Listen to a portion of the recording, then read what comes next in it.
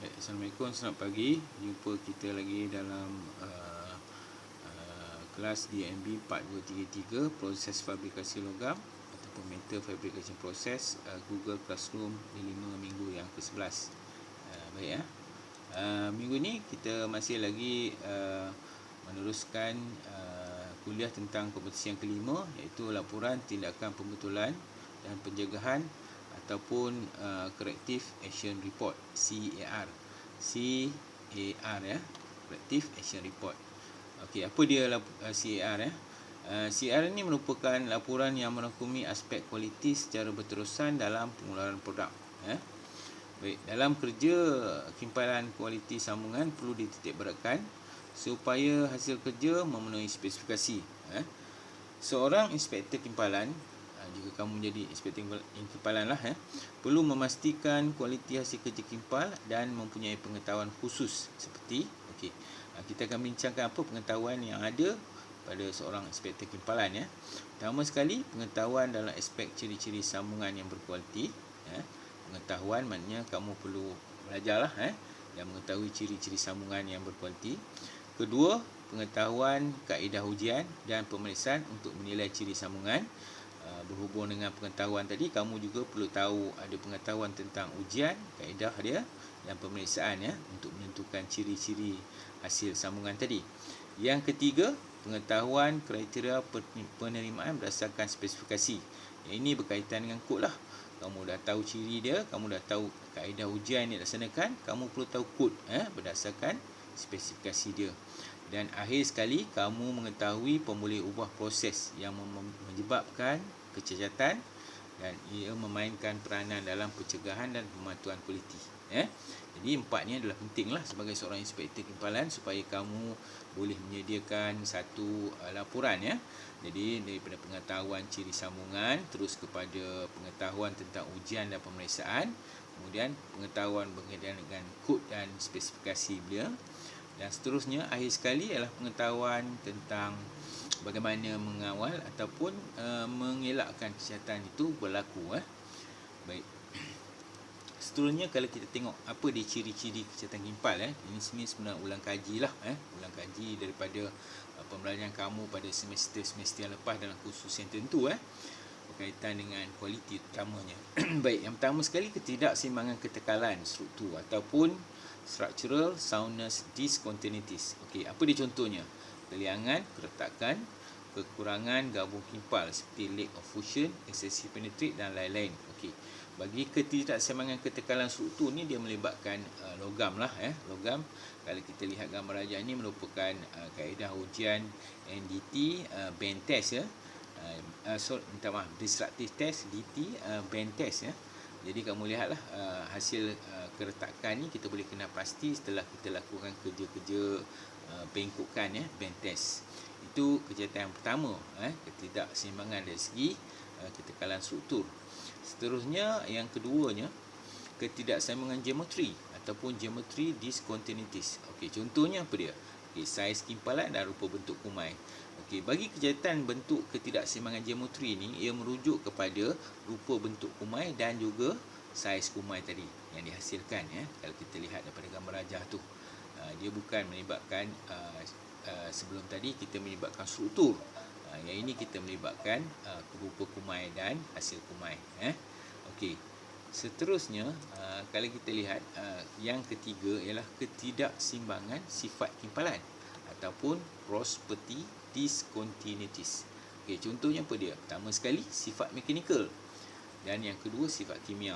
Okey, yang ini melibatkan hampir sama dengan struktur tetapi dia lebih kepada merujuk kepada sifat mekanikal hasil pada kerja kimpal tadi. Apa dia contohnya? Seperti excessive convexity, excessive undercut.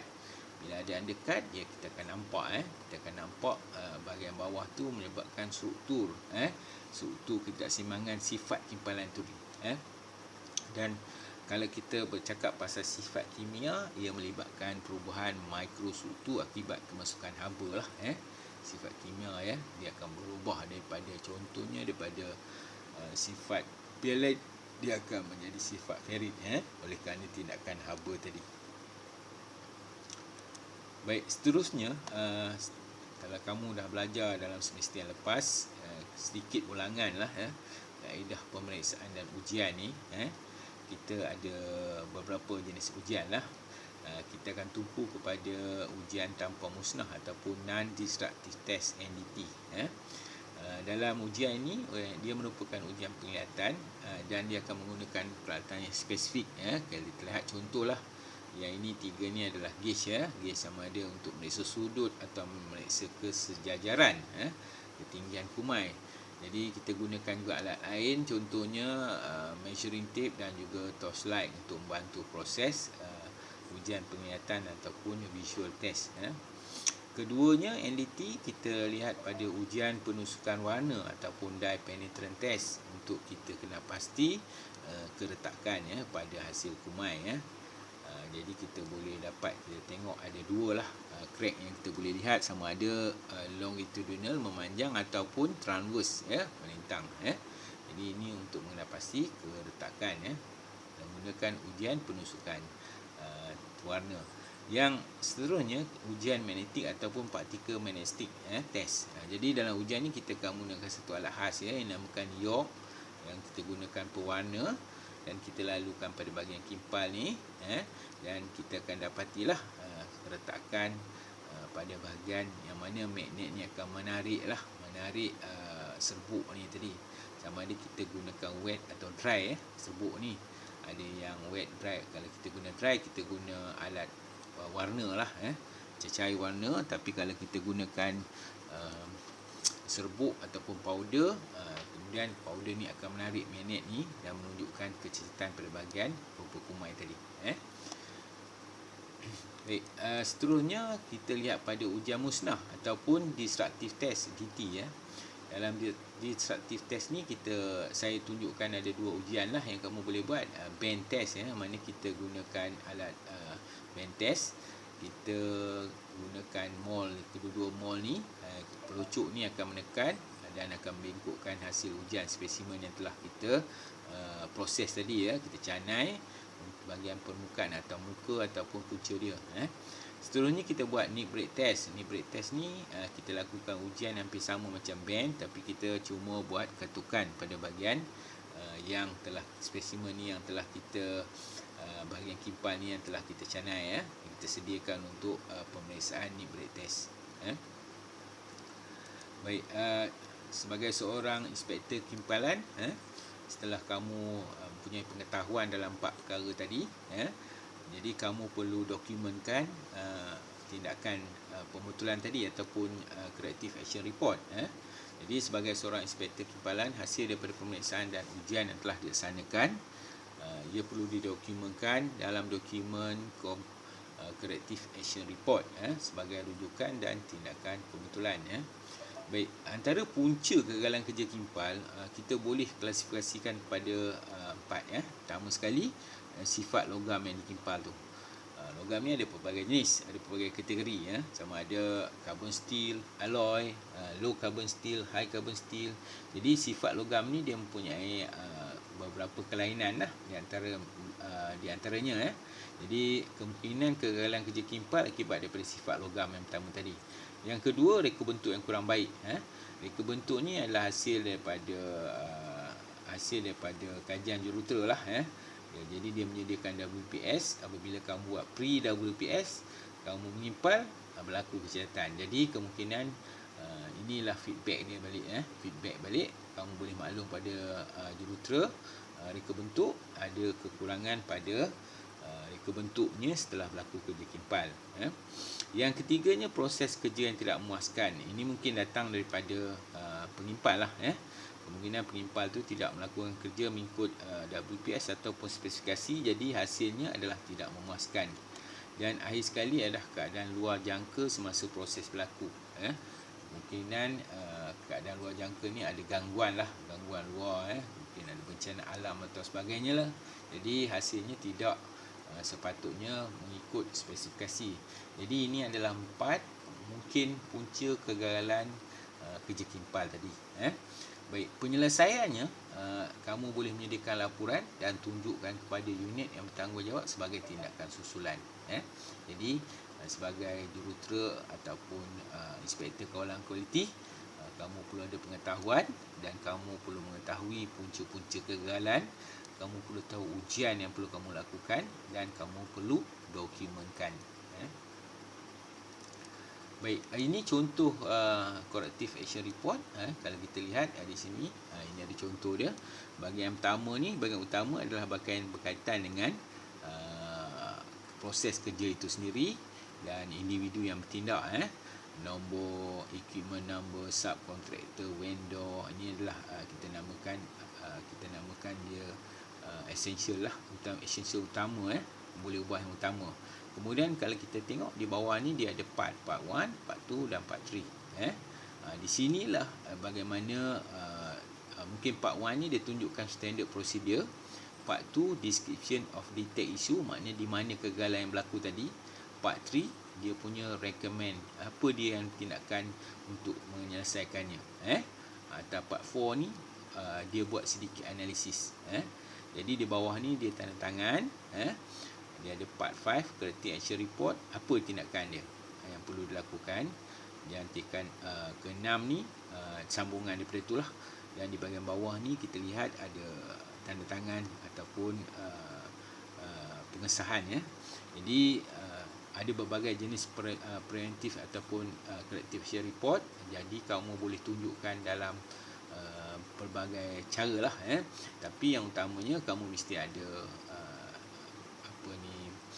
pemulih ubah yang utama lah, berkaitan dengan proses dia sendiri. Yang pertama. Yang keduanya, kamu ada rujukan, apa dia rujukan dia, standard dia. Yang ketiga kamu ada deskripsi ataupun kecacatan yang kamu kena pasti. Yang keempat, kamu yang ketiga, 4 dan 5 ni kamu boleh tunjukkan langkah-langkah kerja pemulihan ataupun recommend ataupun kamu punya suggestion untuk kena pasti kejahatan tu.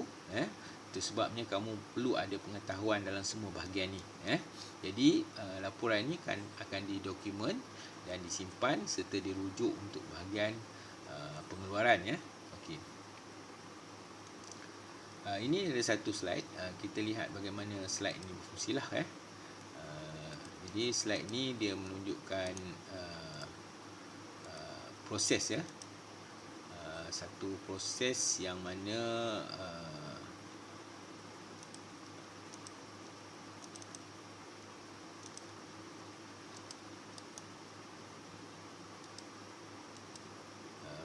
berlakunya